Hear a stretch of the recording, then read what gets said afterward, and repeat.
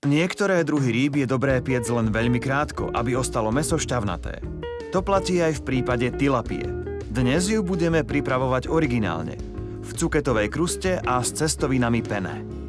Rybu najskôr z obidvoch strán osolíme a zľahka okoreníme. Aby sme dosiahli čo najlepšiu chuť rybieho mäsa, odporúčame ho pred pečením potrieť olivovým olejom a nechať odstáť približne 5 minút. Medzi tým sa pustíme do prípravy cuketovej krusty. Ako prvú nastrúhame cuketu.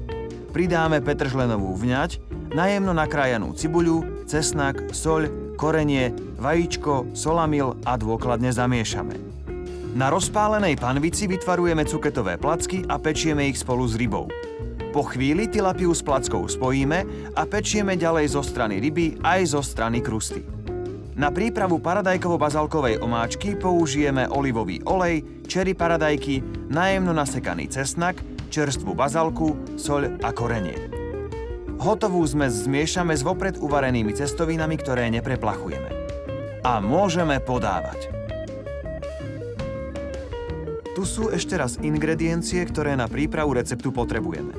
Filety z tilapie exkluzív značky Radoma, 2 cukety, 2 vajcia, solamil, petržlenovú vňať, 3 strúčiky cesnaku, 2 cibule, cestoviny penne, čeri paradajky, bazalku, olivový olej, soľ a korenie.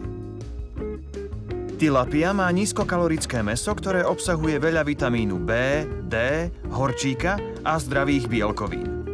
Určite si ju obľúbite aj vďaka tomu, že nemá výrazne rybaciu chuť a veľa kostí.